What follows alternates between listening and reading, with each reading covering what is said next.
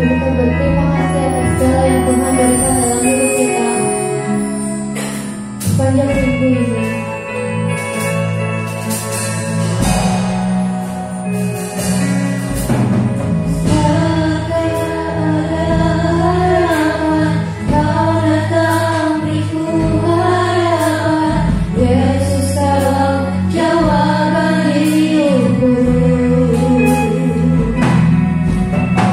Saat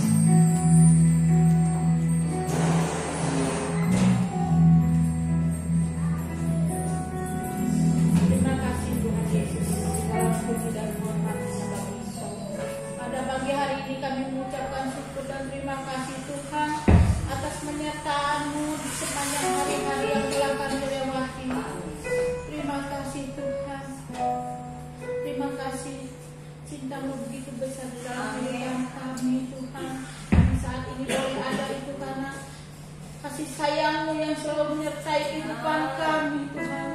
Terima kasih Tuhan Yesus, terima kasih. Terima kasih Tuhan. Pada hari Sabat ini Tuhan, kami boleh ada itu anugerah dan kasih sayang-Mu Tuhan, yang menuntun kami Tuhan untuk rindu memuji dan menyembah Engkau, terlebih juga untuk mendengarkan kebenaran firman-Mu. Kami percaya Tuhan, yang seberapa kami hadir yang ada di sini Tuhan, di saat yang terpuruk, di saat yang sakit, di saat yang dalam kesusahan, kami percaya Tuhan, mujizat-Mu selalu terjadi dalam kehidupan kami Tuhan. Kami percaya pada pagi hari ini Tuhan, kami akan memuji memuliakan nama-Mu Tuhan.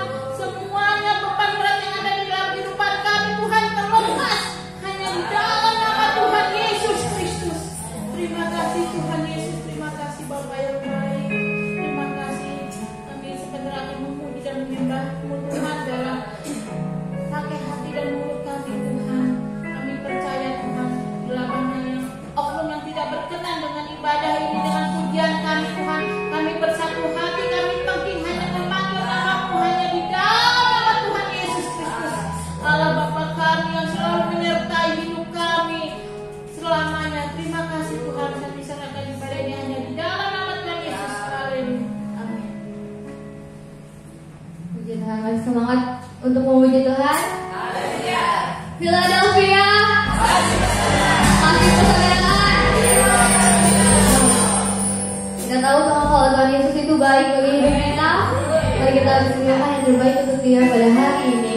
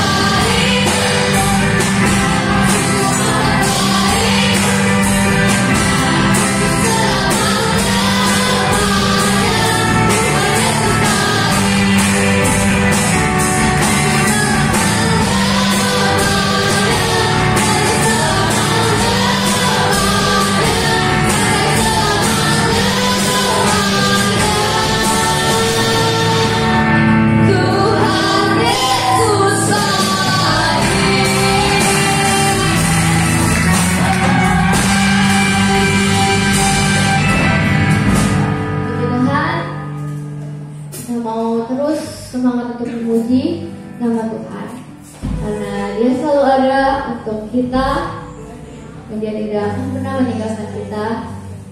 Mari kita selalu bersemangat untuk memuliakan namanya.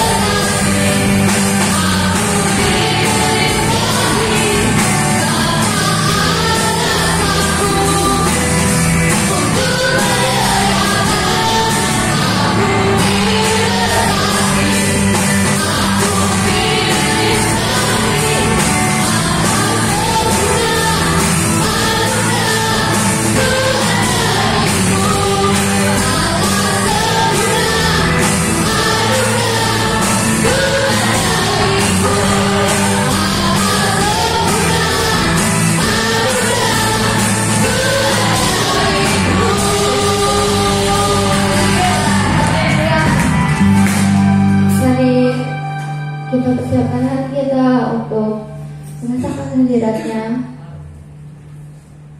Mari bersungguh-sungguh.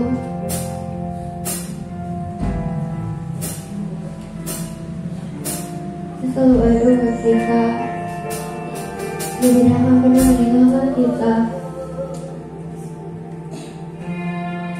karena Allah adalah setia.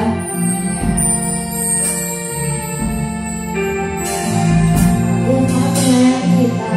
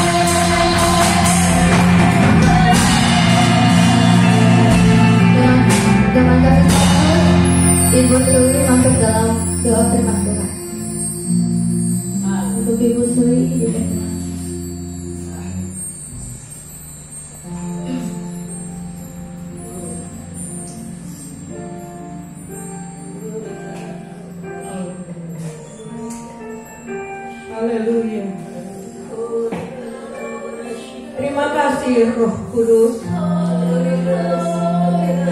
atas kehadiran-Mu pada saat ini. Kami mulai merasakan Tuhan, mulai melalui pujian kami Tuhan, kami mulai merasakan kehadiran-Mu pada saat ini. Dan biarlah pujian kami Tuhan boleh naik Tuhan, naik Tuhan bagaikan dupa yang berbau harum di hadapan-Mu. Terima kasih Tuhan. Engkau tahu isi hati kami Tuhan, Engkau tahu isi hati kami masing-masing. Dan biarlah Engkau buka isi hati-Mu pada saat ini. Dan biarlah hamba-Mu yang akan membawa firman-Mu pada saat ini, melalui hamba-Mu Engkau buka isi hati-Mu untuk kami. Dan biarlah kami mengerti akan maksud hati-Mu di setiap kehidupan kami. Dan biarlah firman-Mu yang selalu menjadi kekuatan di dalam kehidupan kami, di mana kami berada, biar menjadi terang Kristus bagi banyak orang, bagi saksi, biar kami menjadi saksi buat banyak orang. Tuhan Bapa kami ada di surga, seminggu yang sudah berlalu kami mulai merasakan keajaiban-Mu, pemeliharaan-Mu yang begitu manis di dalam kehidupan kami. Sehingga pada saat ini kami dipertemukan satu dengan yang lain Tuhan, untuk menghadap hadirat-Mu yang kudus. Layakkan kami Tuhan, layakkan kami Tuhan. Kami penuh dengan kekurangan ya Bapa. Biarlah firman-Mu yang dapat menyempurnakan. Nikmati Tuhan hamba-Mu, biar dia membuka rahasia firman-Mu. Biarlah melalui firman-Mu Tuhan, apabila ada datang dengan sakit, boleh pulang dengan membawa kesembuhan.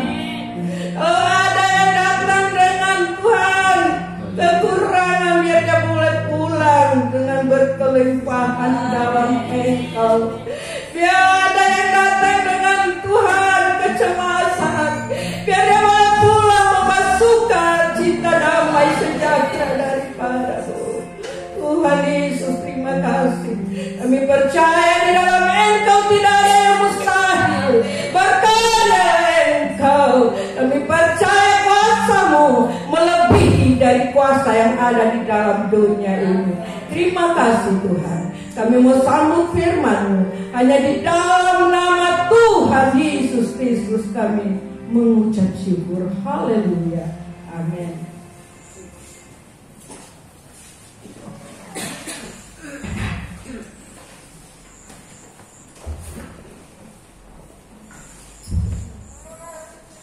Ya, puji Tuhan, shalom saudara.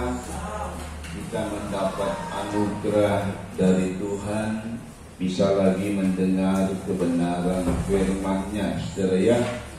Saudara, kita akan membuka di dalam Alkitab kita, dalam Injil Matius.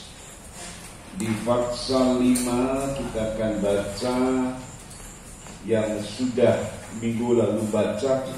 Kita baca lagi Matius 5 ayat 3 sampai 12. Saya baca ayat 3, saudara, ayat 4 dan seterusnya secara bergiliran. Saya ulang, Matius 5 ayat 3 sampai 12. Ya, yang sudah menemukan katakan amin. Ya, saya baca ayat 3. Berbahagialah orang yang miskin di hadapan Allah, karena merekalah yang mempunyai kerajaan sorga. Saudara,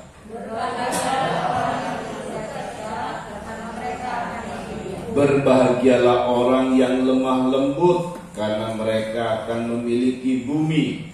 Berbahagialah orang yang lapar dan haus akan kebenaran, karena mereka akan berkuasa. Berbahagialah orang yang murah hatinya, karena mereka akan beroleh kemurahan. Berbahagialah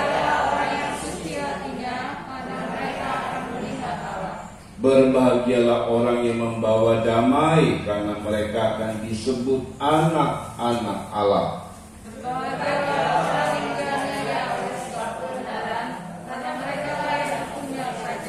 Berbahagialah kamu jika karena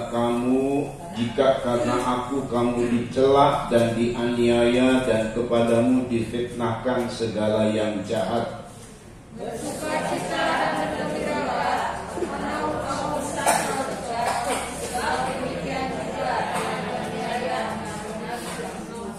Amin, saudara. Saya kasih tahu lagi bahwa ini 10 kata-kata indah dari Tuhan, dari mulut Yesus sendiri, dari pribadi firman sendiri. Sebelumnya perjanjian lama ada 10 hukum Taurat yang isinya jangan, saudara ya.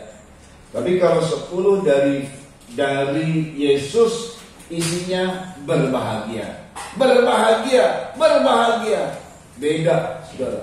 Cara nekannya tuh beda. Jadi kalau di 10 Taurat dengan ungkapan jangan, orang tuh punya rasa penasaran. Kenapa? Contoh, saudara ya, karena ini seperti sebuah larangan, sebuah pernyataan yang melarang, saudara ya. Justru karena melarang banyak pelanggaran. Karena banyaknya melarang. Kenapa sih dilarang? Karena sifat manusia itu pengen tahu, saudara. Kenapa dilarang? Jadi untuk dilarang karena nanti kena begitu. Saya cobalah, kena nggak? Saya seperti yang disampaikan nggak? Yang dinyatakan nggak? Nah gitu, saudara ya.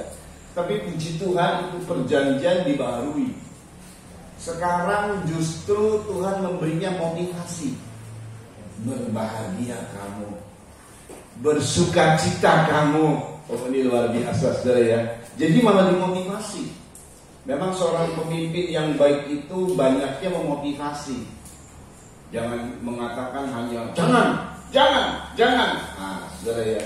Ini mulai dari kecil kalau dimotivasi, ya kamu harus semangat belajar, nilainya 5 semua, saudara ya. Ya, hari ini nilai kamu kurang bagus, tapi nanti semester berikut nilainya mesti bagus banget ya. Sudahlah, hari ini mungkin kamu sakit segala macam, kayak begitulah, saudara ya.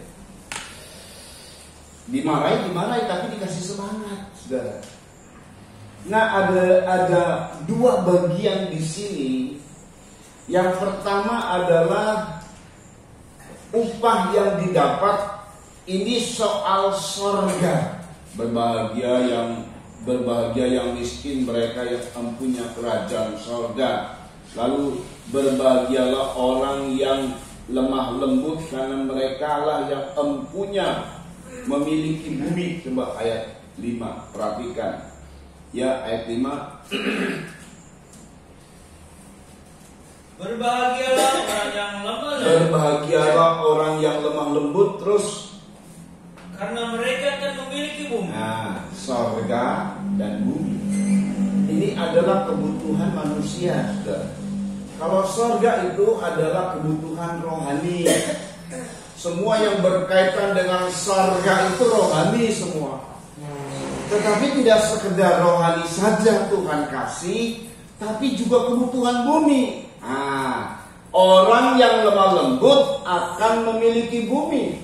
Orang yang miskin di hadapan Allah akan yang empunya sorga. Yang empunya sorga itu cirinya, sikapnya dikasih tahu oleh Tuhan. Ini ada 2 keadaan kalau orang ingin punya sorga. Ayat 3 dan 10. Yuk, perhatikan dulu untuk yang ini. Berbahagialah orang yang miskin di hadapan Allah. Berbahagialah orang yang miskin di hadapan Allah, karena merekalah yang empunya kerajaan sorga. 10. Berbahagialah orang yang dianiaya oleh sebab Berbahagialah orang yang dianiaya oleh sebab kebenaran, karena merekalah yang empunya kerajaan surga. Iya, saya minggu lalu memberi contoh Kalau saya tinggal di Pastori yang saudara pernah juga datang, saudara ya, sekalipun sejak 98 sampai sekarang sudah berapa ya? 2023, 98,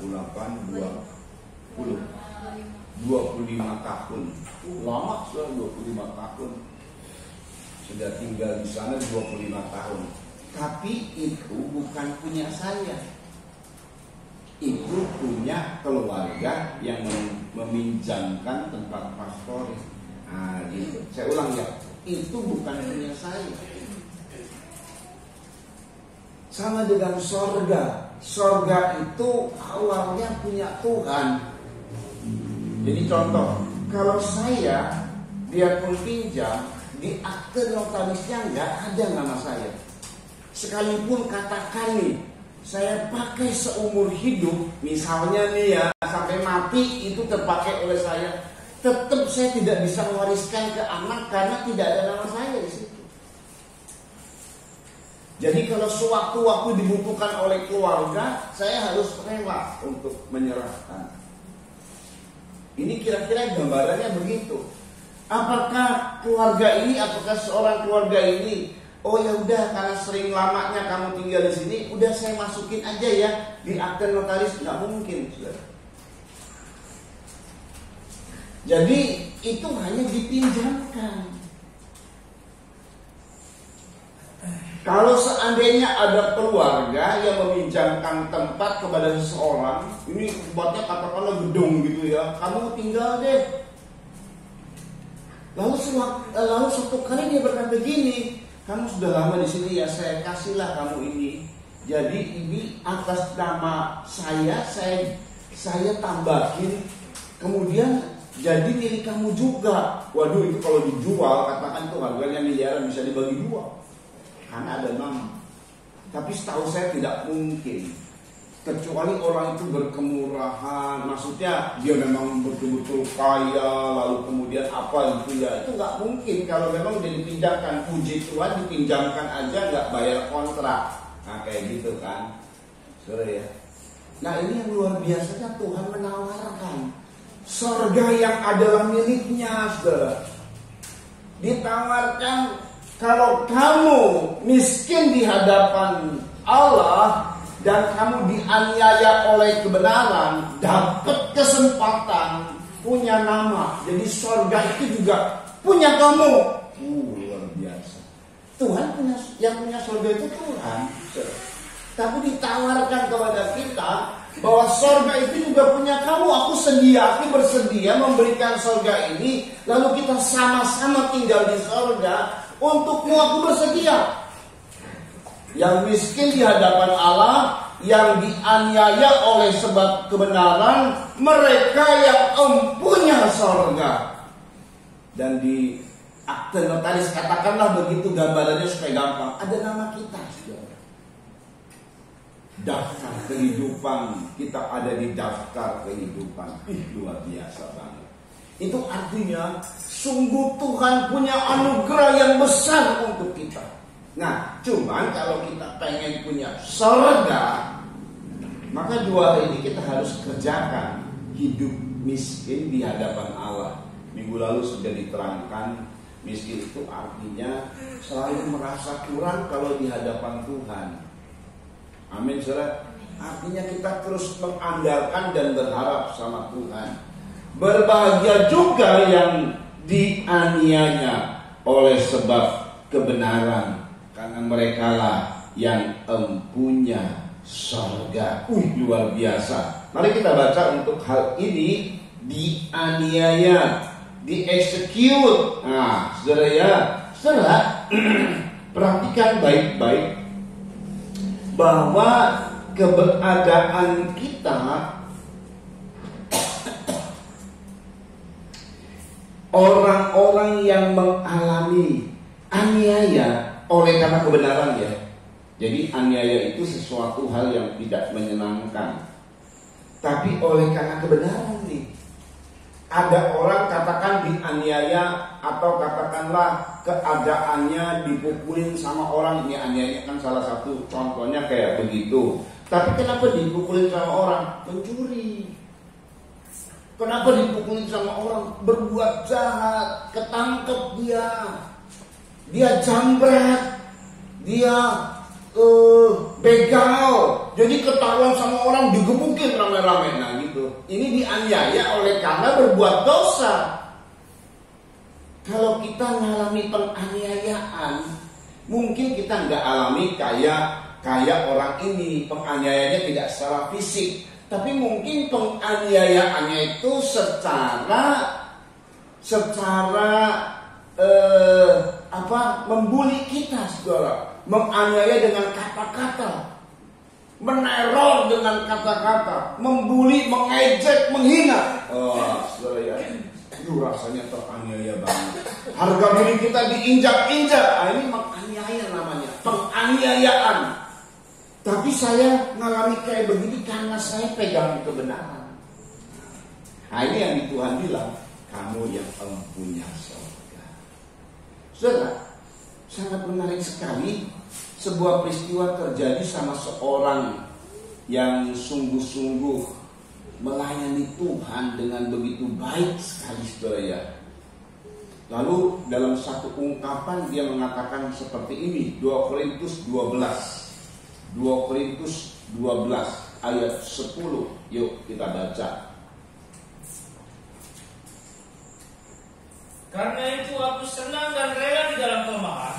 Karena itu aku senang dan rela di dalam kelemahan, terus Di dalam siksaan, di dalam siksaan, di dalam kesukaran, di dalam kesukaran. di dalam penganiayaan. Dan inilah yang diungkapkan oleh seorang rasul yang bernama Paulus. Justru dia suka mengalami penganiayaan oleh karena kebenaran, terus Dan kesesakan oleh karena Kristus. kenapa? Sebab jika aku lemah, Ya memang kalau kita mengalami penganiayaan, kita menjadi sedih, menjadi susah hati, dan rasanya ya jadi disebutnya seperti mengalami hal-hal yang akhirnya melemahkan kita. Tetapi dengar baik, sebab jika aku lemah, maka aku kuat. Luar biasa. Ini Paulus yang bilang begitu. Karena memang Paulus sudah mendapatkan bagian dari kebenaran firman. Orang yang miskin dan dianiaya oleh kebenaran, yang empunya surga. Haleluya. Nah itu sebabnya Paulus bilang begini, aku lebih suka daripada hidup dipuji-puji sama orang. Aku lebih suka ngalami mungkin diejek, dianiaya. Karena saat aku alami itu, aku kuat.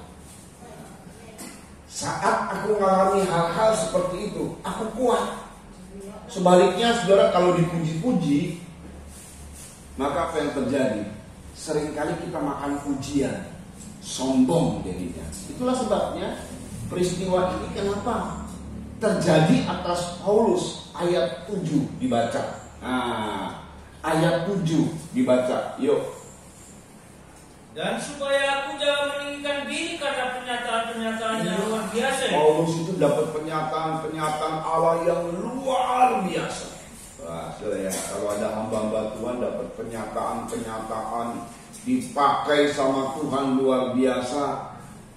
Luar biasa ya itu hamba Tuhan yang dipakai entah karunia kesembuhan, dipakai entah hikmatnya, jemaatnya banyak, saudara ya. Bahkan diidolakan, begitu disebut namanya, saya kenal nih kalau orang Kristen ya, saya kenal itu jemaatnya ribuan, bahkan puluhan ribu, dipuji-puji saudara ya. Itu karena mungkin hasil dari dia telah katakanlah bayar harga sebelumnya, saudara ya. Paulus ini bayar harga, makanya dapat pernyataan-pernyataan yang luar biasa.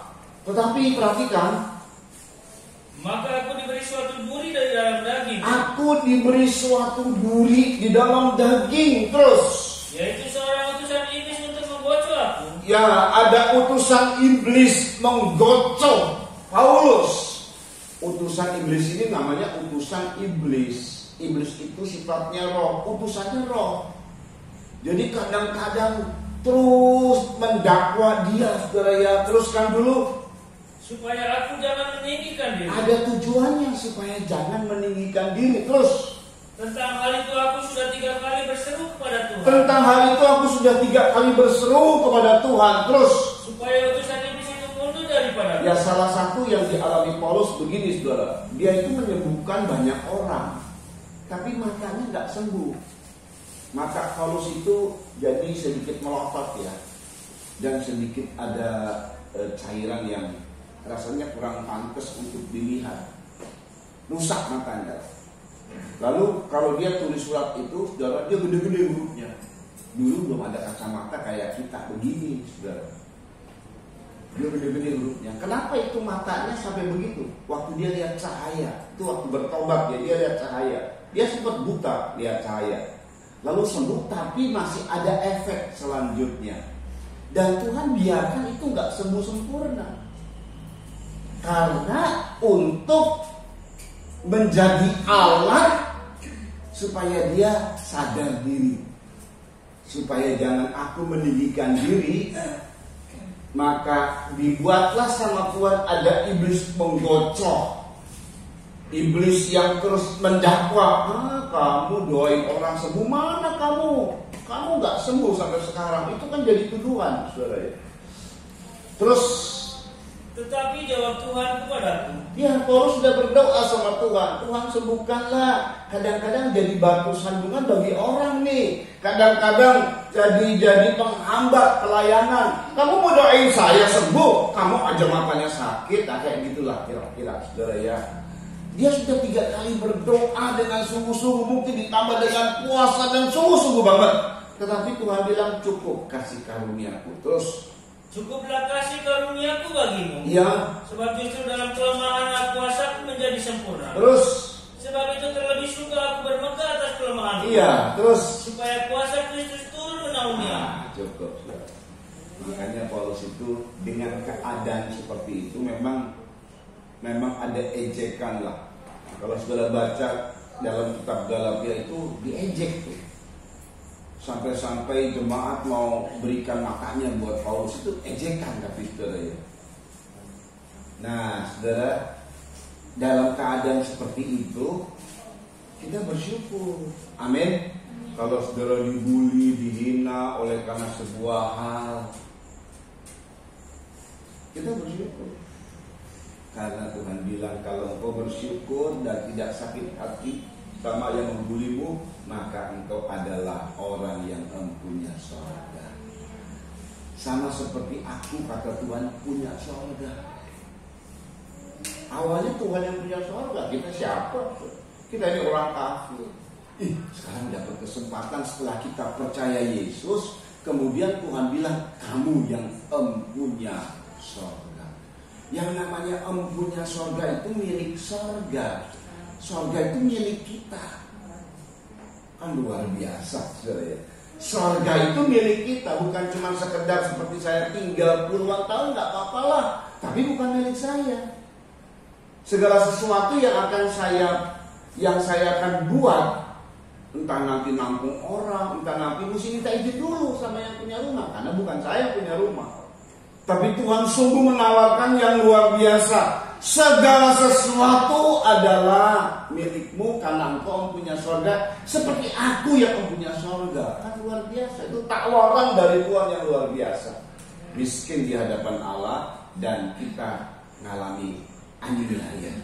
Jadi nggak usah sedih kalau kita bolak-balik kok aku ini selalu diejek, dihina, bolak-balik kok aku ini selalu jadi bulan-bulanan, bolak-balik aku ini selalu nanggung itu. Nggak usah sedih, terima aja, karena Tuhan bilang engkau yang mempunyai sorga. Saudara perhatikan lagi, jadi ada satu hal yang Tuhan ungkapkan. Nggak taunya saudara kita ini lagi apa, saudara? Lagi ibadah. Ini loh, kita mau lihat ya, dalam 2 Timotius 3 ayat 12 sampai 13. 2 Timotius 3 ayat 12 sampai 13. Yuk. Memang setiap orang yang mau hidup beribadah di dalam Kristus Setiap orang yang hidupnya selalu beribadah kepada Kristus terus akan menderita aniaya. Sebenarnya kalau saudara saya ngapain? Ibadah. Ibadahnya ngalaminya kayak apa? Biasa-biasa aja. Ini ibadah yang nggak selevel sama yang diinginkan Tuhan. Yang diinginkan Tuhan itu gini loh, nggak taunya setiap orang yang mau hidup beribadah itu akan menderita aniaya. Ya contohnya misalnya menderita aniaya apa nih? Misalnya kita harus berkorban. Ibadah ini ibadah ya, pagi-pagi mesti bangun, teraniaya sekali buat daging gitu kan. Mau ibadah saya ini, aduh sakit kepala, aduh saya mesti ibadah, teraniaya banget buat tubuh saya ini, tapi saya mau beribadah kepada Tuhan. Jadi kalau ada alami ibadah-ibadah yang gak mulus, tapi kemudian kita berhasil, berarti kita memang sedang dalam penganiayaan, tapi berhasil oleh karena kebenaran di mana kita mau beribadah. Ini orang-orang yang Tuhan bilang, kamulah yang mempunyai kerajaan sorga. Hari ini saudara ibadahnya enak-enak aja nggak? Datang santai gitu. Maksudnya nggak ada beban, nggak ada segala macam. Segala ibadah, setiap kita ibadah sebenarnya ada, saudara. Kita mesti jaga hati, lagi marah rasanya, geram rasanya, tapi kita mesti jaga hati. Apalagi kalau saudara kondisinya kurang fit, tapi usaha ibadah itu teraniaya rasanya. Saudara. Tapi kita mau. Nah ini kata Tuhan, engkaulah yang mempunyai kerajaan sorga. Jangan kemudian kita ibadah, lalu kemudian hidup kita kayak begini ayat 13. Karena lawan daripada orang yang menderita aniaya, lawannya adalah ini, seenaknya sendiri. Yuk. Sedangkan orang jahat dan penipu akan bertambah jahat. Terus mereka menyesatkan dan disesatkan. Iya. Kalau yang teraniaya nggak mungkin disesatkan. Tapi kalau orang yang jahat dan penipu ini nggak mau teraniaya ini. Kalau nggak mau teraniaya, maka dia akan jahat dan penipu. Gitu, saudara ya. Jadi Tuhan itu luar biasa ya, memberikan kepada kita hal yang sungguh luar biasa. Nah, dalam 10 berkat Tuhan, ini adalah, saya ulang, perjanjiannya dibaharui. Jadi nggak ada lagi kata jangan. Banyak Israel gara-gara jangan memberontak sama Tuhan. Makanya Tuhan baharui, Tuhan kasih motivasi berbahagia. Itu 9 kata. 1 kata bersukacita. Nah, saudara ini asik banget ya. Tuhan tuh nggak pakai kata jangan, awas siap, hati-hati. Tapi berbahagialah engkau. Luar biasa. Saudara perhatikan baik-baik dari kata-kata ini ya. Dari kata-kata ini mengandung makna. Tadi saya bilang itu nggak hanya kebutuhan kita. Kebutuhan sorga itu adalah kebutuhan rohani, dan kebutuhan bumi adalah kebutuhan jasmani. Ini 2 kebutuhan kita dipenuhi oleh Tuhan. Rohani dan jasmani. Kalau rohani itu klimaksnya sorga. Ngapain hal-hal yang rohani? Katakan orang puasa, tapi nggak ada klimaksnya. Klimaksnya itu akan dapat berkat-berkat dari sorga. 2 kebutuhan ini Tuhan kasih sama kita. Ini nggak main-main lagi. Jadi kalau Tuhan bilang engkau yang empunya sorga, itu nggak main-main. Engkau yang empunya sebagian sorga, nggak gitu ayatnya. Ini nggak main-main. Lalu kemudian engkau akan memiliki bumi. Nggak main-main. Jadi kalau penampilan kita seperti yang Tuhan inginkan, baik surga maupun bumi kita miliki sepenuhnya. Dan ini siapa yang ngomong? Tuhan sendiri yang ngomong. Tuhan sendiri yang mempunyai surga dan bumi. Dia yang ngomong. Jadi yakin kita akan omongannya. Pada saat kita sudah melaksanakannya, pada saat kita mengikuti firman-Nya, tinggal kita menikmati apa yang Tuhan sudah janjikan, saudara. Tetapi dari semua ini, saudara ya, Tuhan bilang berbahagialah orang yang miskin di hadapan Allah. Lalu berbahagialah orang yang berduka cita, berbahagialah orang yang lemah lembut. Nah, ada ujungnya. Berbahagialah, berbahagialah, berbahagialah. Lalu ayat 12, ini ada ujung dari bahagia yang sekalipun sudah dapat upah dari sikap-sikap seperti miskin di hadapan Allah, upahnya yang mempunyai surga. Yang lemah lembut, upahnya yang memiliki bumi. Yang berduka cita, upahnya dihibur. Yang lapar dan haus akan kebenaran, upahnya dikenyangkan. Ini ada upahnya. Tapi lebih daripada itu ada klimaks dari semua, saudara. Ya, yuk dibaca ayat 12. Bersukacita dan bergembiralah. Bersukacita dan bergembiralah. Karena upahmu besar di surga. Karena upahmu besar di surga. Terus, sebab demikian juga telah dianiaya nabi-nabi yang sebelum kamu. ada contoh nabi-nabi yang telah dianiaya. Salah satu aja Nabi Yeremia, penganiayaan begitu hebat sampai ada dugaan Yeremia itu matinya digergaji. Itu satu hal yang luar biasa hebat dalam penderitaan. Nabi Yesaya ini perjanjian lama ya, semua nabi-nabi. Kalau kita lihat lagi murid-murid Yesus di perjanjian baru juga begitu. 12 murid, 1 Yudas Iskariot tidak kita buang, diganti Matias. Matias langsung menginjil ke India dan mati di sana. 12 murid, 12 murid, cuman 1 murid yang hidup, yang matinya itu normal. Setelah dia tua, sakit, kemudian meninggal. Ada yang tahu siapa? Yohanes, Rasul Yohanes.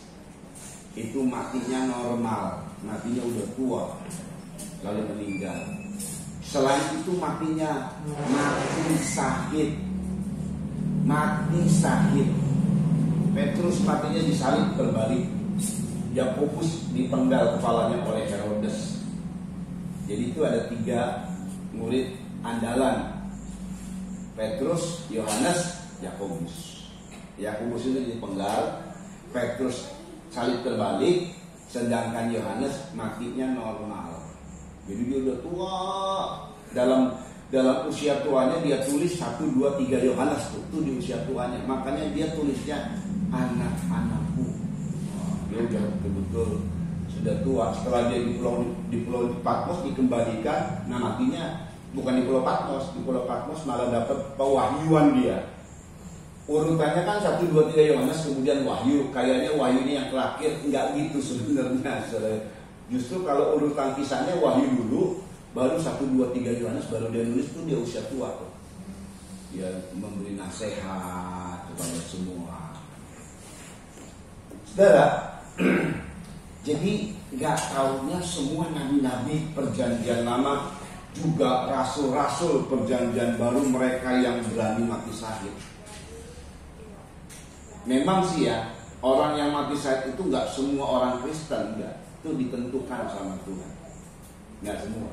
Nah, ya.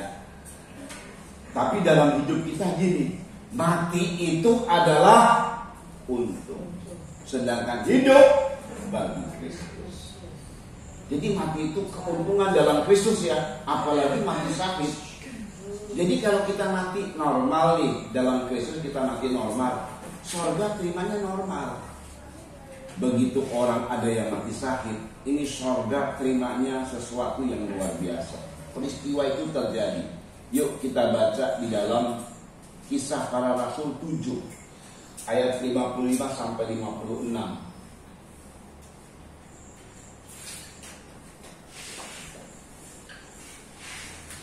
Tetapi Stefanus yang penuh dengan Roh Kudus menatap ke langit, lalu melihat kemuliaan Allah, dan Yesus berdiri di sebelah kanan Allah.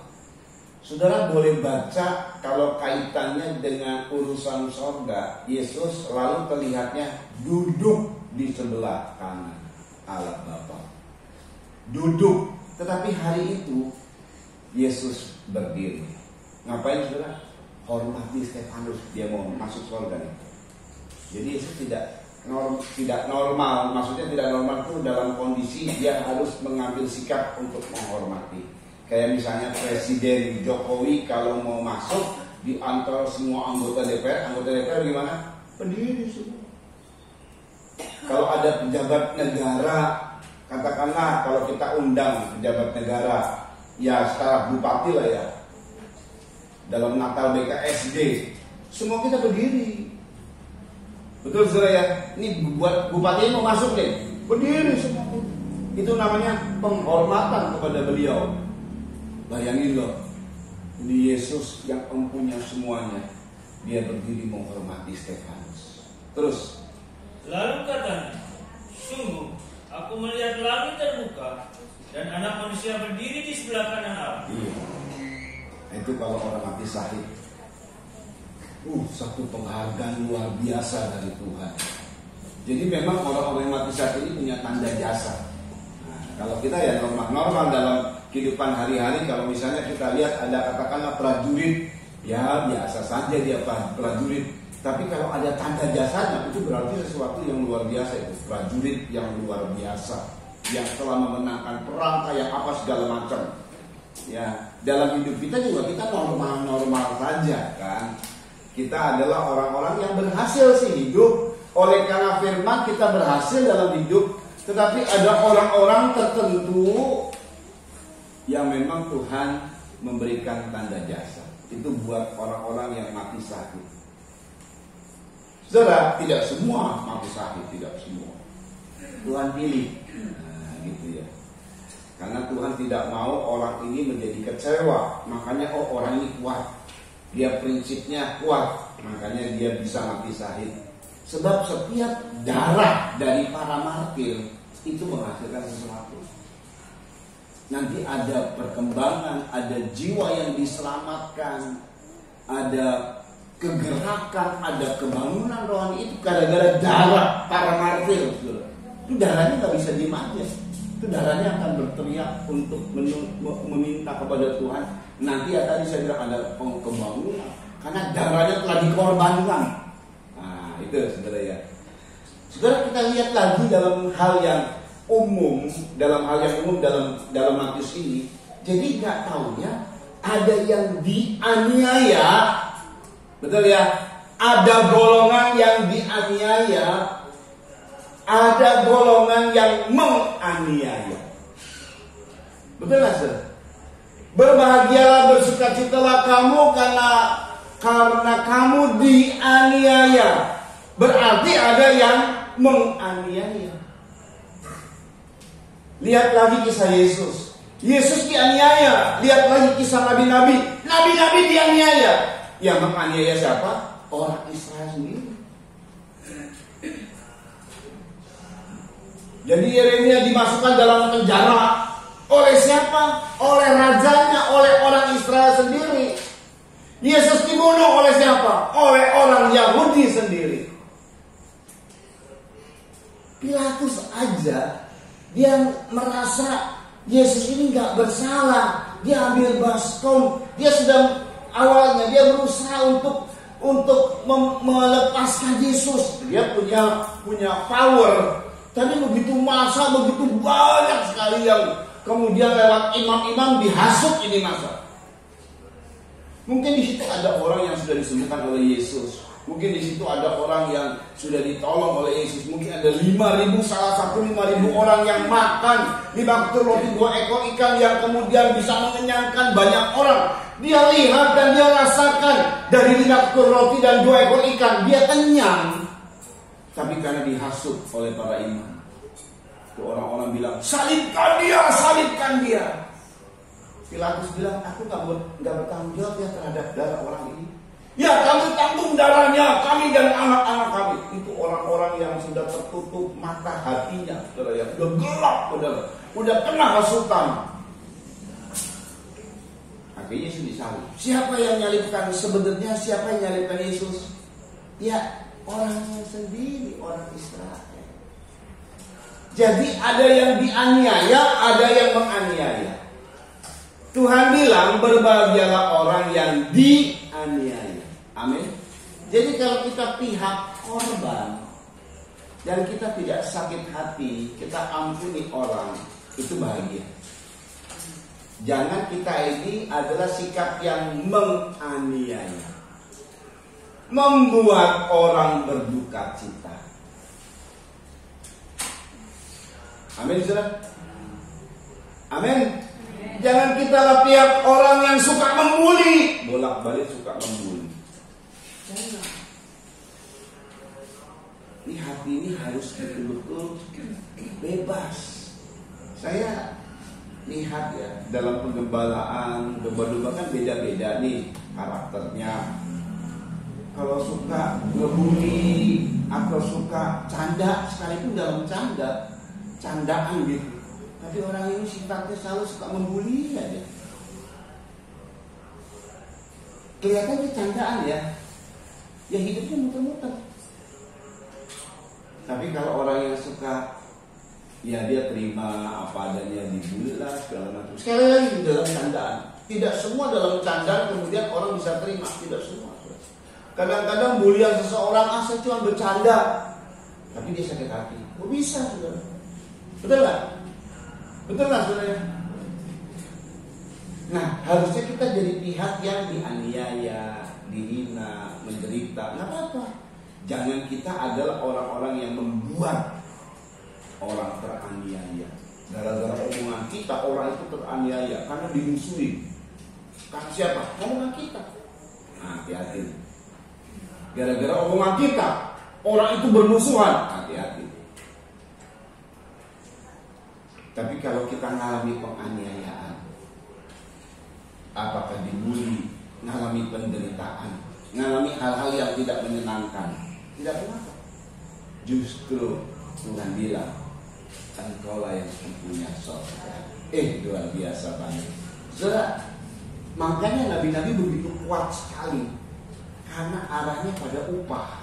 Ibrani kita baca, mulai dari Abraham itu mengalami bulian, saudara, mengalami dicurangi, berulang-ulang kali dicurangi.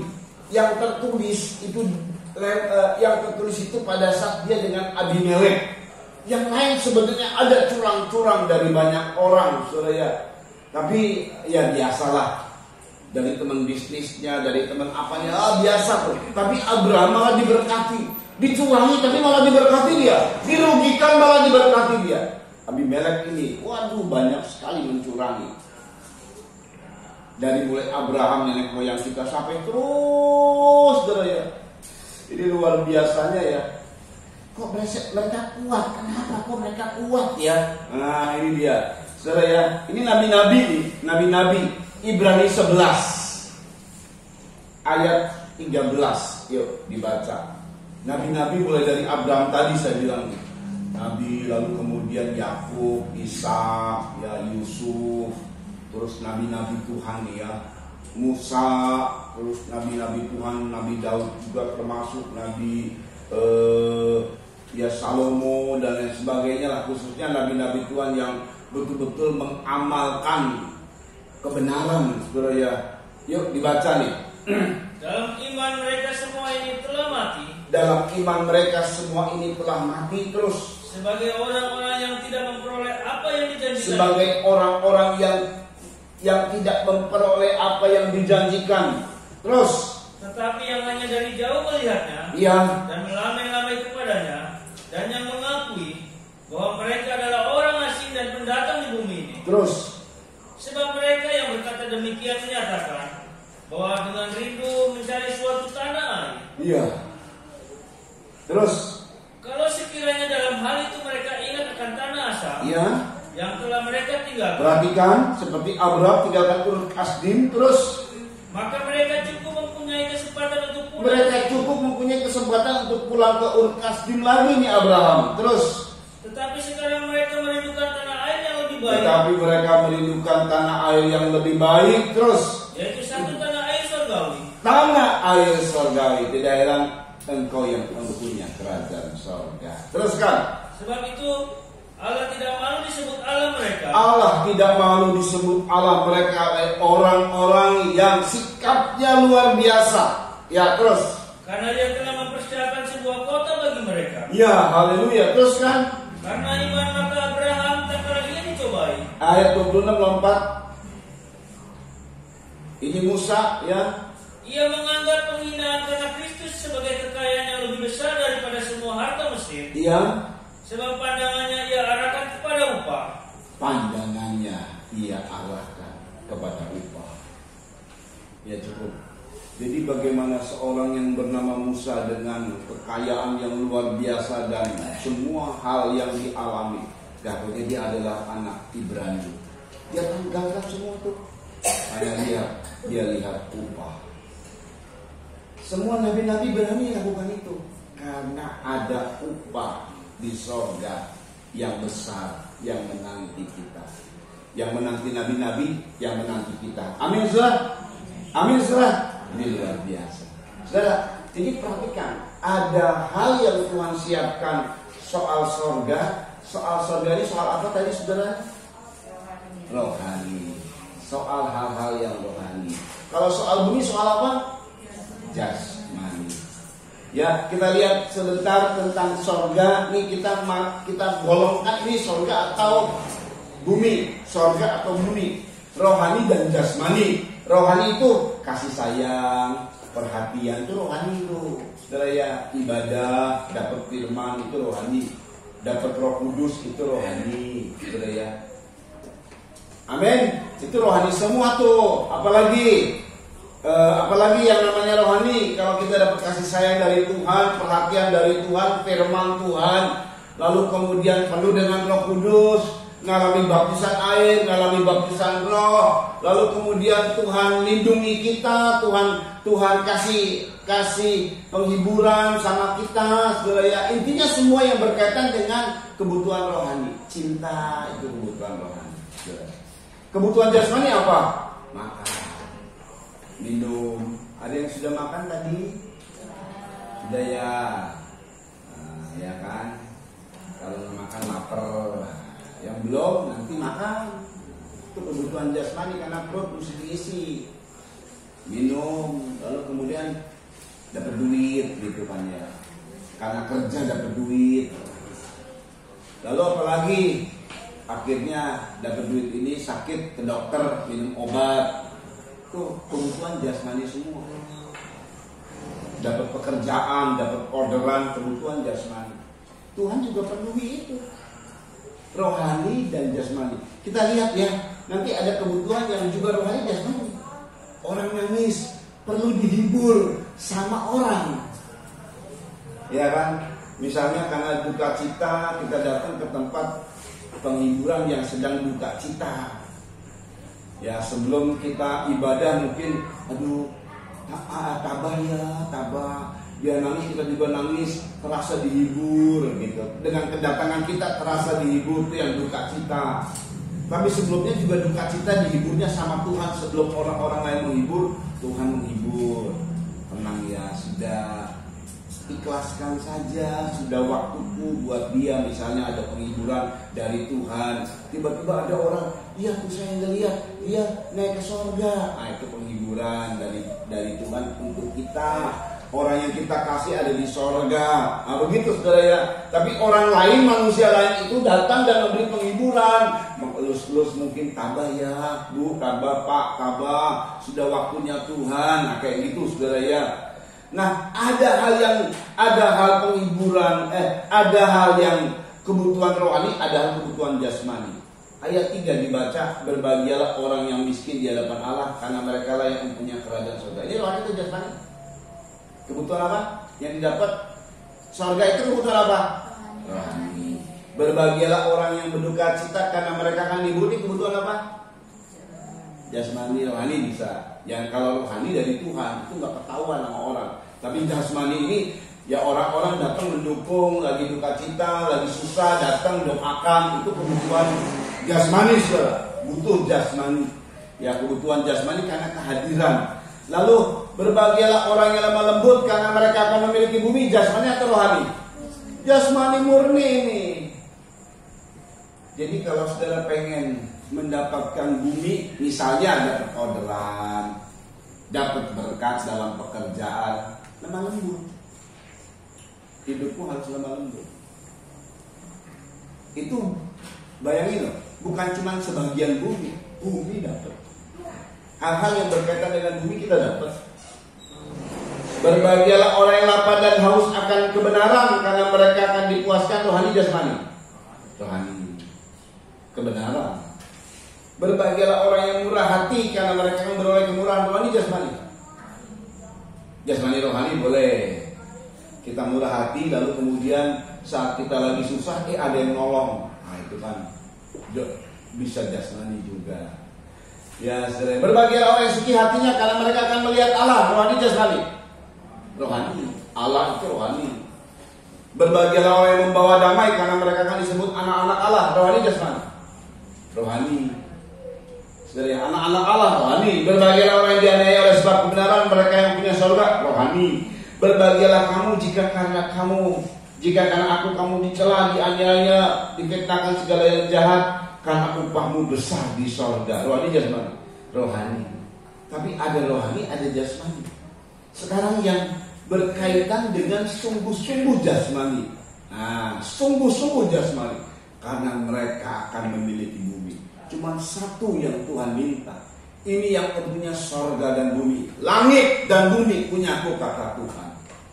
Emas dan perak punyaku. Wow, luar biasa. Dan ini bisa kita dapat. Kita bisa dapat berkat jasmani. Yang tadi saya bilang, kita bekerja dapat upah, ada hasil, dan diberkati oleh Tuhan. Ini persoalan bumi semua nih. Tuhan bilang begini, coba diulang kembali, persoalan bumi. Kalau kita ingin dapat ayat 5, cepet yuk, ini poin ini nanti ada poin yang terakhir nih. Ini menarik sekali. Yuk. Berbahagialah orang yang lemah. Berbahagialah orang yang lemah lembut, karena mereka akan memiliki bumi. Karena mereka akan memiliki bumi. Oh haleluya. Saudara, perhatikan baik-baik. Lemah lembut. Nah, ini dia, saudara ya, humble, ya kan? Lemah lembut. Sebentar, perhatikan ini yang Tuhan mau kasih untuk kita. Kalau engkau ingin mendapat berkat-berkat, ini Tuhan juga bilang berkat bumi loh. Lemah lembut, kata Tuhan. Ya saudara ya, sebentar. Lemah lembut. Maka ini yang Tuhan bilang buat kita semua. Bahasa Inggris, blessed are the meek, for they shall inherit the earth. Bahasa Grekanya praus, itu lemah lembut. Bahasa Inggrisnya meek. Watak yang lemah lembut, kelemah lembutan jiwa, kelemah lembutan terhadap Tuhan itu artinya adalah watak roh yang di dalamnya kita menerima perlakuannya terhadap kita sebagai hal yang baik, dan oleh karena itu tanpa membantah atau menentang.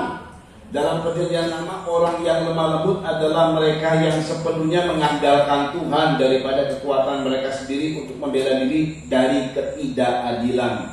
Oleh karena itu, kelemah lembutan terhadap orang-orang jahat berarti mengetahui bahwa Tuhan mengizinkan penderitaan yang mereka timbulkan, bahwa Dia menggunakan mereka untuk menyucikan orang-orang pilihannya, dan bahwa Dia akan melepaskan orang-orang pilihannya pada waktunya.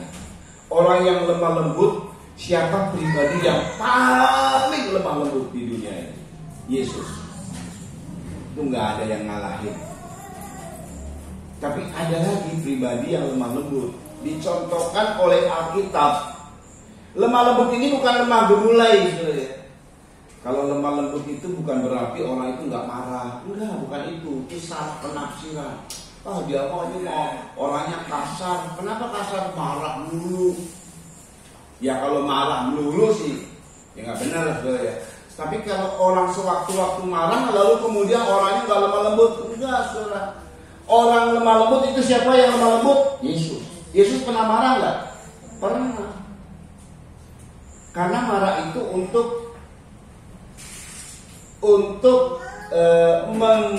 mengarahkan yang benar. Waktu itu Yesus marah karena bait suci disalahgunakan, dia marah. Tetapi sebelum Yesus ada contoh. Karena ini contoh ini disebut di Alkitab, ditulis. Kalau ditulis ini adalah benar, adalah kebenaran. Yang lain juga ada lemah lembut, tapi ini merupakan contoh sikap. Inilah sikap lemah lembut. Bilangan 12 ayat 1 sampai 3. Ini dulu dibaca ya, cepat ya. Miriam serta Harun mengatai Musa berkenaan dengan perempuan Kus yang diambilnya. Miriam itu kakaknya Musa, Harun kakak pertama. Jadi ini Musa ini urutan anak-anaknya saudara-saudara Musa. Pertama Harun, yang sulung. Kedua namanya Miriam. Musa ini anak yang kelihatannya jauh dari Miriam, karena Miriam waktu di usia remaja Musa baru lahir. Jadi sekitar katakan ada usia 12, 13, 14 lah. Jadi jaraknya antara Miriam sama Musa itu belasan tahun. Ya ini kayak mungkin karena juga tekanan hidup di saat itu. Jadi Miriam dan Harun kakak Musa ini mengata-ngatai, membuli Musa. Musa ini bungsu, saudara. Terus sebab memang ia telah mengambil seorang perempuan Kus. perhatikan. Kata mereka, Iya. sungguhkah Tuhan berfirman dengan perantaraan Musa? Bahkan mereka berkata dalam pembuliannya ini, apa benar Tuhan itu pakai Musa? Kita juga dipakai sama Tuhan. Lu Musa jangan arogan, jangan sombong lah. Kita juga dipakai sama Tuhan. Kira-kira begitulah buliannya, saudara. Terus, bukankah dengan perantaraan kita juga ia berfirman? perhatikan. Dan kedengaranlah hal itu kepada Musa Tuhan. tahu mereka mengata-ngatai, tapi Musa diam aja. Tiba-tiba Tuhan dengar. Nah, Musa diam, Tuhan dengar nih. Apa kemudian? Yuk kita baca ayat 3. Adapun Musa ialah seorang yang sangat lembut hatinya. Musa itu seorang yang sangat lembut hatinya. Lebih dari setiap manusia yang di atas muka bumi. Jikalau manusia saat itu ada katakan 10 juta, Musa cuma seorang manusia yang hatinya lemah lembut. Nah, hati lemah lembut kayak apa? Nah, dikatain.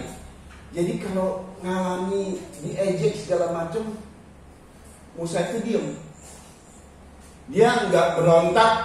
Ayo kita klarifikasi. Ayo kita ngomong yuk. Ayo kita adu lah. Benarnya kamu memang dipakai sama Tuhan atau bagaimana dengan saya? Siapa yang dipakai sama Tuhan di antara kita? Ya mau diklarifikasi lah kira-kira begitu. Enggak, Musa nggak gitu, dia diam. Tuhan yang dengar. Tuhan marah-marah sama dua orang, Harun dan Miriam. Singkat cerita, Miriam akhirnya kena kusta. Harusnya Musa bilang gini, syukur lo karena itu kesalahanmu. Nah gitu kan? Betul gak saudara ya? Musa enggak. Jadi begitu Miriam kena kusta, Harun lihat Miriam kena kusta, dia minta ampun sama Harun, sama Musa nih, Harun ya. Aduh tolong ampuni kakak kita, kakakmu ampuni, dia kena kusta. Tuhan, Musa ampuni saudara. Oh iya, doalah buat dia. Musa berdoa, Tuhan ampuni Miriam, Tuhan dia kena kusta, kasihan Tuhan. Jadi Musa nggak balas dendam, nggak ada hati yang mau dendam itu nggak ada. Malah dia begitu kena balasan dari Tuhan, malah Musa minta ampun sama Tuhan. Tapi Tuhan bilang, ya aku ampuni. Tapi dia kayak diludahi aja begitu. 7 hari. Ayat 9 yuk. Cepat ayat 9. Sebab itu bangkitlah murka Tuhan. Bangkit murka Tuhan terhadap Harun dan Miriam. Musa diam, Tuhan yang marah. Terus. Lalu pergilah ia. Ya. Dan ketika awan telah naik dari atas kemah, maka tampaklah Miriam kena kusta. Miriam kakak Musa itu kena kusta. Terus. Putih seperti salju. Ya. Ketika Harun berpaling kepada Miriam, maka dilihatnya bahwa dia kena kusta. Perhatikan. Lalu kata Harun Kata Harun kepada Musa, Tuanku. Tadinya mengejek, tapi kemudian Harun bilang sama Musa, Tuanku. Tadinya menghina, sekarang dia menghargai Musa. Ini si bungsu nih, jaraknya pun jauh. Tuanku. Terus, janganlah kiranya timpakan kepada kami dosa ini. Jangan timpakan kepada kami dosa ini, Tuhan yang murka, Tuhan yang timpakan kok. Terus, yang kami perbuat dalam kami bodoh banget. Terus, janganlah kiranya dibiarkan dia sebagai anak gugur. Terus, yang pada waktu keluar dari kandungan ibunya sudah setengah busuk dagingnya. Sudah setengah busuk. Jadi ini bukan main-main, sudah membuat seorang perempuan yang bernama Miriam itu hampir busuk dagingnya. Terus, lalu berserulah Musa kepada Tuhan. Ya Allah, sembuhkanlah kiranya dia. Musa sih maunya sembuhkan dia, Tuhan. Sembuhkan Miriam. Tapi apa kata Tuhan? Kemudian berfirmanlah Tuhan kepada Musa, sekiranya ayahnya meludahi mukanya, tidakkah ia mendapat malu selama 7 hari? Tuhan sendiri yang menentukan satu waktu, menentukan masa hukuman. Musa ditanya apa? Sembuhkan dia. Hari ini juga tuh. Tidak, Tuhan. Kalau ayahnya meludahi dia, bukankah dia harus ngalami malu selama 7 hari? Terus, biarlah dia selama 7 hari dikucilkan keluar tempat perkemahan. Selama 7 hari dikucilkan keluar tempat perkemahan. Terus, kemudian bolehlah ia diterima kembali. Iya. Jadi Tuhan bilang tetap 7 hari. Dia harus tanggung segala kesalahannya. Orang anak perempuan mengalami kusta. Aduh, saudara, itu penyakit yang membuat mengerikan lah. Ini kusanya bukan kusa main-main, ada kusa biasa, ada kusa yang mengerikan. Ini kusanya mengerikan. Dianggap seperti bau busuk, daging busuk. Dan dia harus terusir selama 7 hari. Dia nggak boleh ada di perkemahan, mesti diusir. Sana pergi. Seluruh rakyat di Israel saat itu mengusir Miriam. 7 hari dia harus tanggung sendiri dalam rasa malu dengan tubuh yang katakan jijik. Musa mintanya, ampuni Tuhan dan sembuhkanlah sekarang saja. Itu hatinya baik sekali ya, hatinya lembut sekali. Jadi hati yang lembut adalah hati yang memaafkan. Hati yang lembut adalah hati yang mengampuni. Itu hati yang lembut, saudara. Itu ada pada Musa. Lebih dari itu adalah pada Yesus. Orang-orang yang kayak begini kata Tuhan, kalau hatimu mau mengampuni orang lain, hatimu baik, hatimu tidak membalas kesalahan hatimu tidak membalas mata dengan mata, gigi ganti gigi, tidak membalas dosa dengan dosa, tidak membalas segala macam, tetapi mengampuni. Kata Tuhan, engkaulah orang-orang yang memiliki bumi. Haleluya, luar biasa, saudara. Nah, saudara, ini kan ada hal yang rohani, ada hal yang jasmani. Berbahagia. Kadang-kadang kita suka bingung, mana yang prioritas ya? Gitu ya. Karena yang rohani, yang jasmani juga kita butuhkan. Ada hal rohani, ada jasmani. Yang jasmani juga kita butuhkan. Contoh, ada orang begini, saudara ya. Dia doa, bahkan dia minta sama pendeta, Pak Pendeta tolong doakan saya supaya saya diberkati, nanti saya bisa bantu ini dan itu. Dia rajin ke gereja waktu pas minta didoakan, saudara ya. Lalu akhirnya dia betul-betul diberkati. Orderannya dapatnya hari Minggu selalu.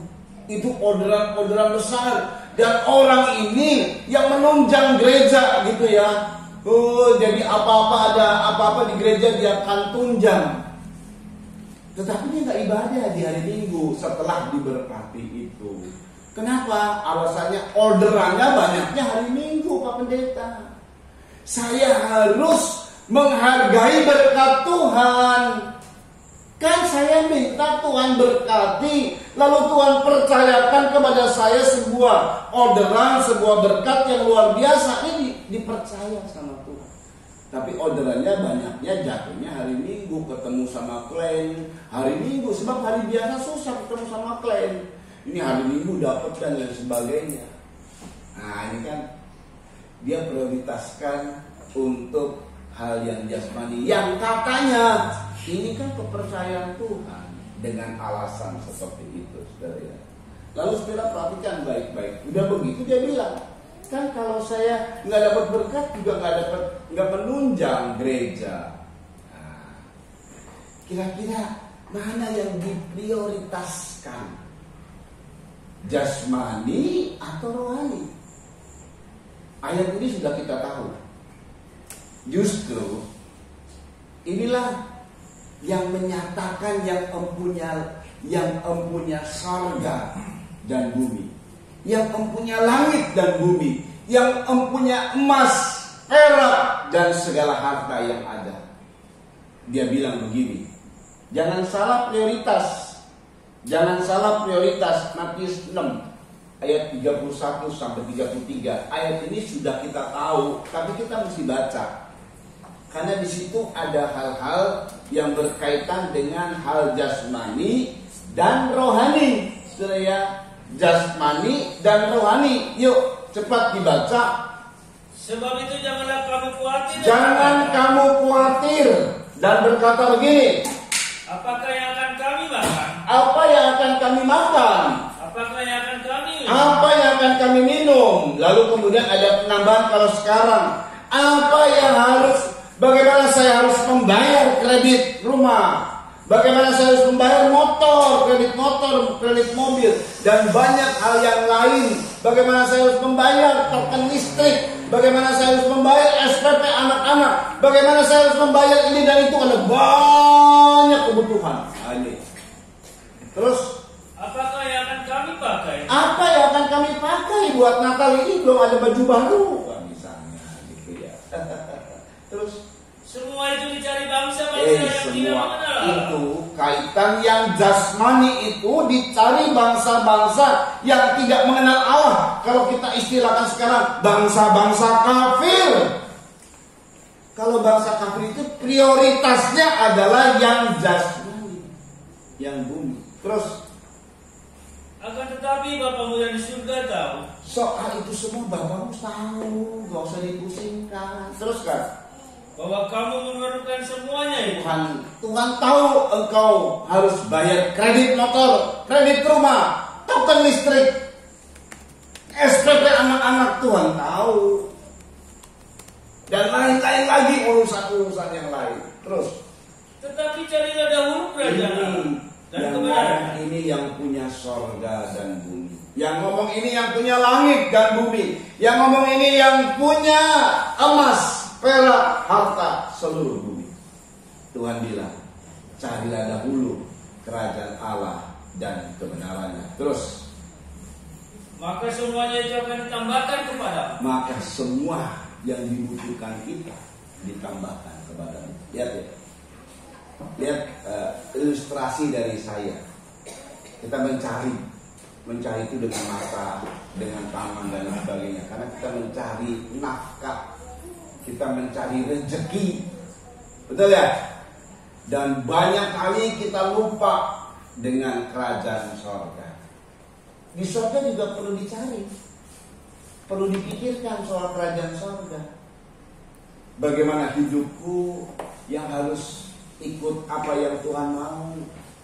Bagaimana aku cari kebenaran firman?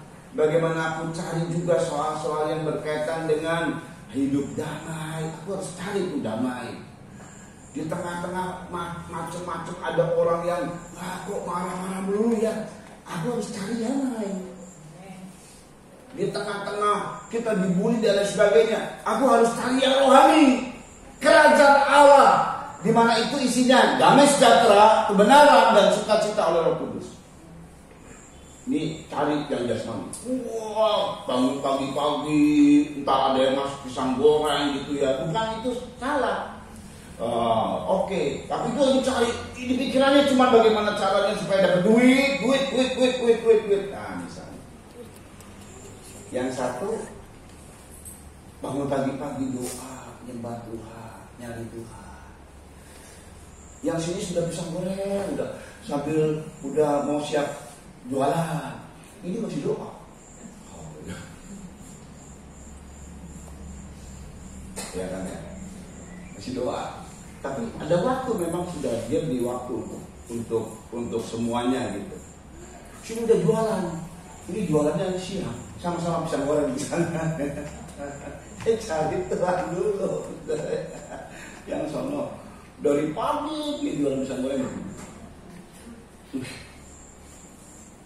Ini pisang goreng Pontianak loh, gitu ya. Ini pisang goreng biasa, tapi dia cari Tuhan dulu.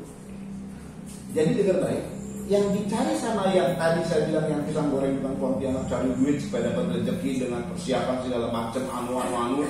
Dia ngelobi sana, ngelobi sini, lalu dia tanya sana, tanya sini, bagaimana dia bahkan, wah itu seminar pisang goreng Pontianak supaya laku, wah kira-kira begitu ya. Dia kejar begitu semua. Dapatnya nggak begitu banyak.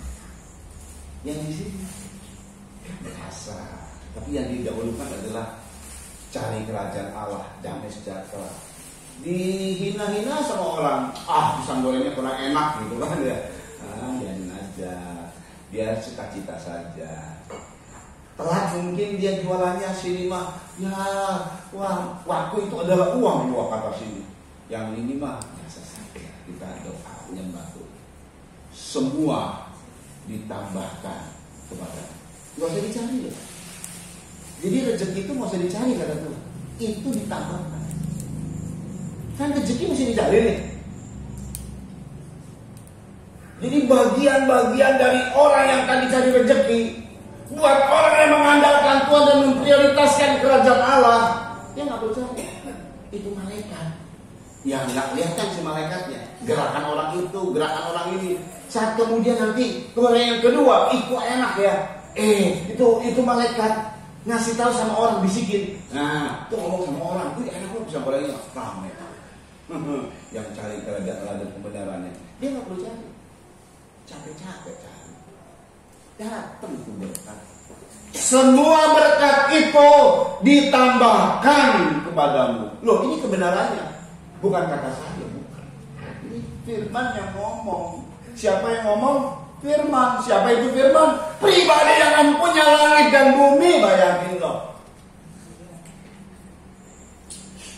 Kalau yang tadi nyari, mikir, yang ini prioritaskannya kerajaan Allah dan kebenaran. Hidup benar, selalu sukacita dia. Hidup damai sejahtera. Lihat nanti, beda saudara. Berkata beda, mungkin sehari 2 hari masih belum kelihatan. Itu setahun, 2 tahun, itu nanti ada bukti tuh. Bahkan kalau orang-orang yang setia sama Tuhan, buktinya akan berlipat-lipat. Terbukti loh saudara, terbukti. Terakhir, hidup ini ya, begitu manusia lahir, ada otak. Nanti akan dikembangkan lalu dilatih cara berpikir ke manusia. Lalu kemudian manusia itu hidupnya adalah cuma 2, mencari dan berpikir. Kolose 3 ayat 1-4, cepet yuk. Nanti perhatikan di sini dia. Kolose 3 ayat 1-4. Karena itu, kalau kamu dibangkitkan bersama dengan Kristus, kalau kamu mau mengalami kebangkitan Kristus, terus carilah perkara yang di atas. Cari perkara yang di atas. Terus di mana Kristus ada. Di mana Kristus ada. Duduk di sebelah kanan. Duduk di sebelah kanan Allah. Terus pikirkanlah perkara yang di atas. Pikirkan perkara yang di atas. Bukan yang di bumi. Bukan yang di bumi.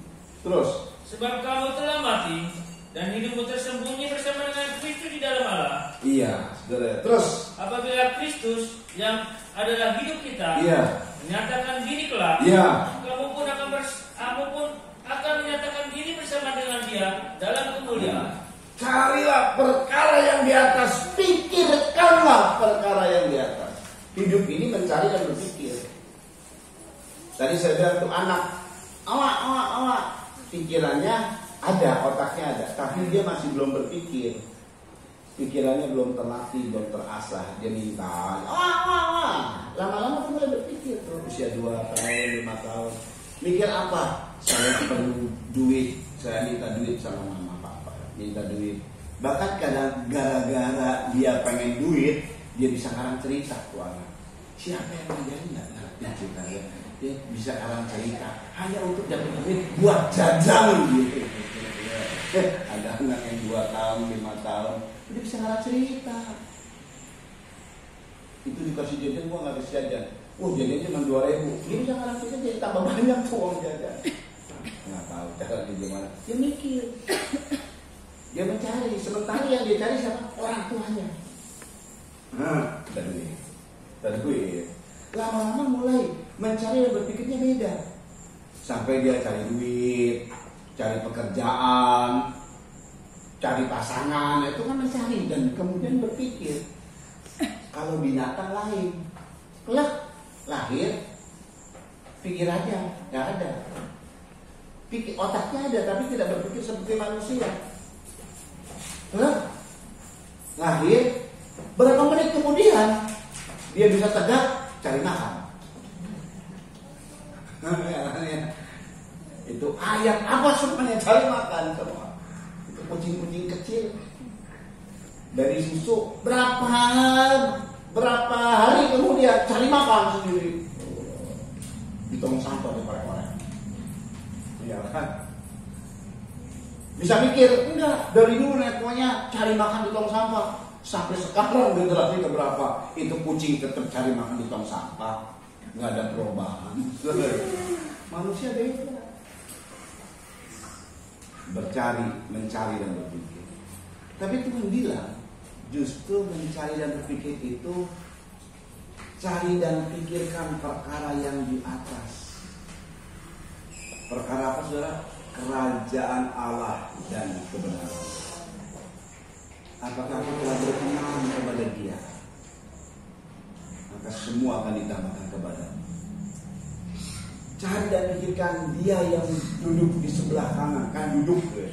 Kalau tadi Stefanus berdiri, Yesus berdiri, ini duduk di sebelah kanan. Bukan kerjanya duduk-duduk, itu ada maksud. Dia duduk di sebelah kanan, maksudnya Dia sebagai pembela kita, sebagai imam besar kita.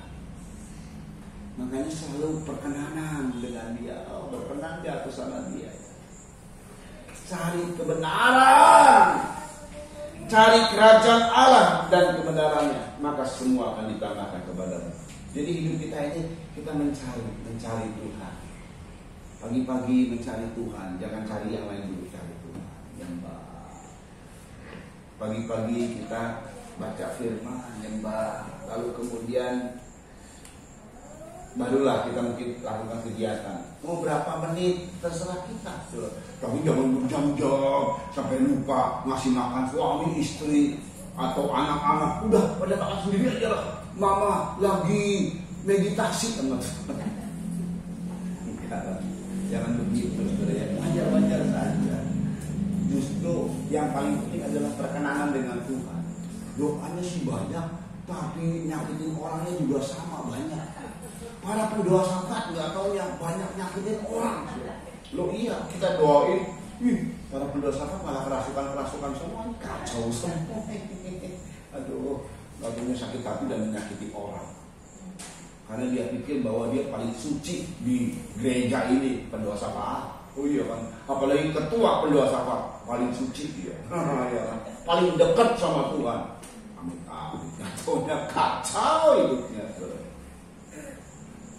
Kita cari Tuhan, pikirkan tentang Tuhan. Apa yang kita butuhkan, maka Tuhan kasih. Dan Tuhan sudah kasih tahu juga. Ini luar biasa. Kalau engkau penuh hatimu dengan lemah lembut, jadi terima ajalah keadaan. Tuhan bawa gelinding aja kemana lagi susah, ya ikutin aja susah dengan ucapan syukur ya. Gak perlu ngeluh. Dibully sama orang, diejek sama orang, dianiaya, menderita di kita nih ya kita ampuni. Dibalas kalau sama Tuhan gara-gara kita diam, lalu Tuhan marah sama orang yang membuli kita. Ya itu dia kan. Kalau engkau diam, Tuhan turun tangan. Ya kan? Kalau engkau turun tangan, Tuhan campur tangan. Kalau engkau campur tangan, Tuhan akan katakan, umamane. Makanya kita diam. Ya kalau kita hatinya begitu sakit, kita minta ampun sama Tuhan. Kuatkan aku Tuhan, ngampuni orang itu. Kuatkan aku Tuhan, ngampuni orang itu. Sampai kita kuat untuk ampuni, kita ampuni. Tuhan bilang, engkau lemah lembut ya. Maka Tuhan bilang, siapa yang lemah lembut? Dia memiliki dunia, dia diberkati. Itu jasmani, luar biasa. Jadi itu yang kita cari, malah hati yang lemah lembut. Itu nggak bisa langsung jegleng jadi hati lemah lembut kita. Oh, kita semua hatinya kasar, kita hatinya semuanya nggak mau mengampuni sebenarnya, betul kan? Kalau pikir-pikir mengampuni rugi banget, rugi besar. Tapi Tuhan suruh mengampuni, waduh itu korban besar itu. Tapi kita lakukan itu. Engkaulah yang memiliki. Jadi kita datang sama Tuhan. Cepat ya pemain musik. Kini aku percaya. Ya. Yang itu aja, yang pertama. Lagu pertama saja ya. Lagu pertama. Ini luar biasa.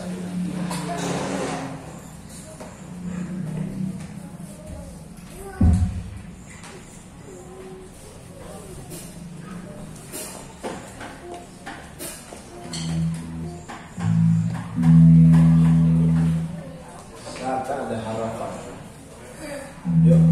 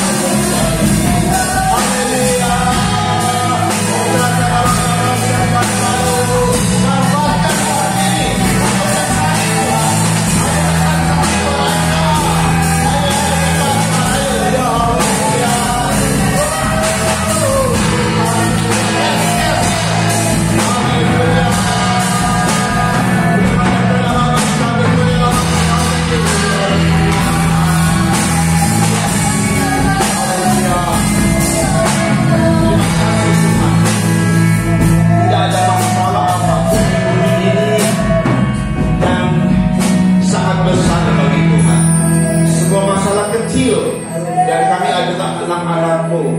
Kau memberikan kepada kami kemampuan untuk mengatasi, menanggung itu, lalu kemudian Kau berikan keajaiban kepada kami di setiap masalah yang kami hadapi.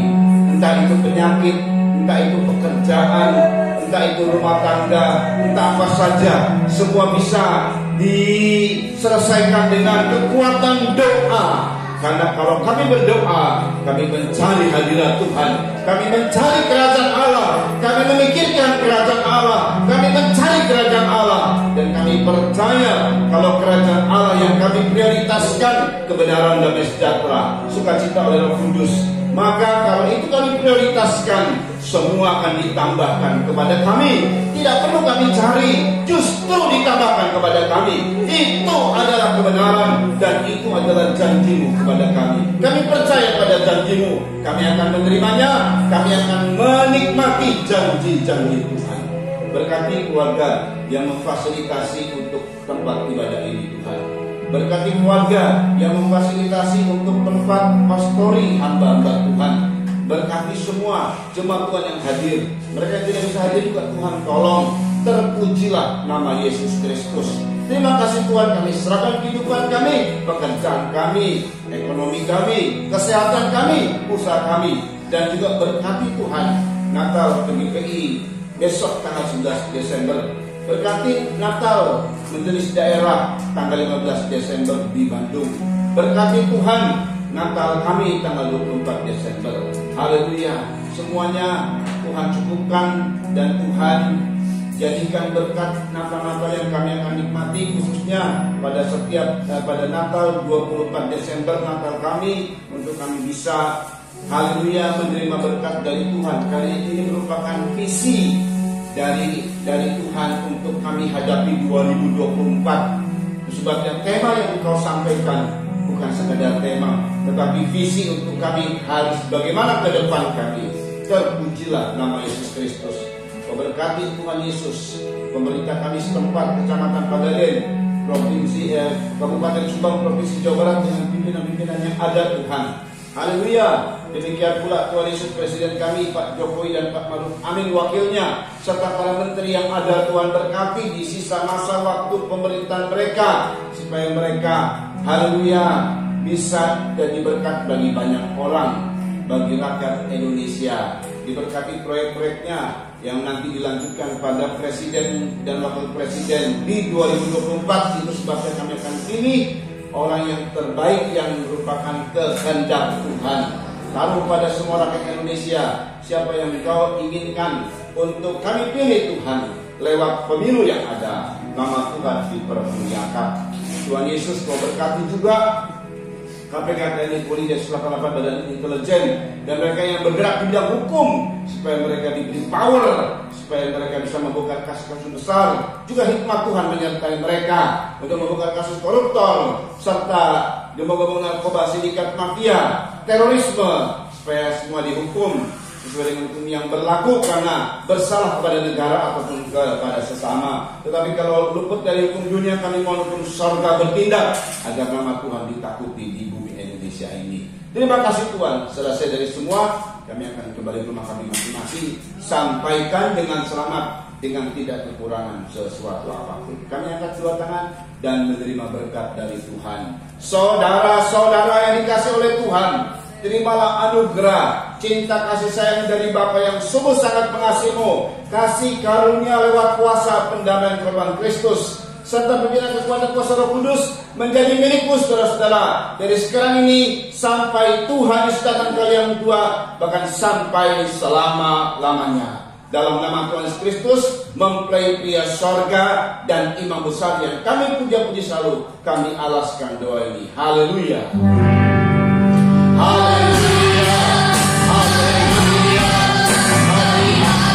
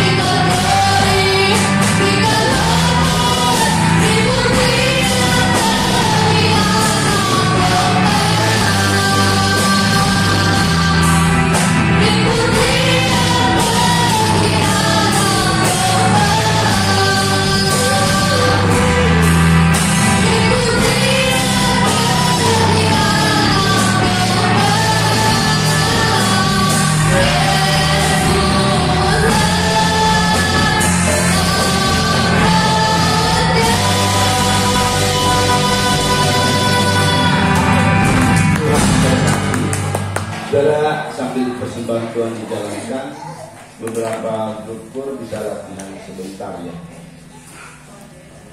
Baik,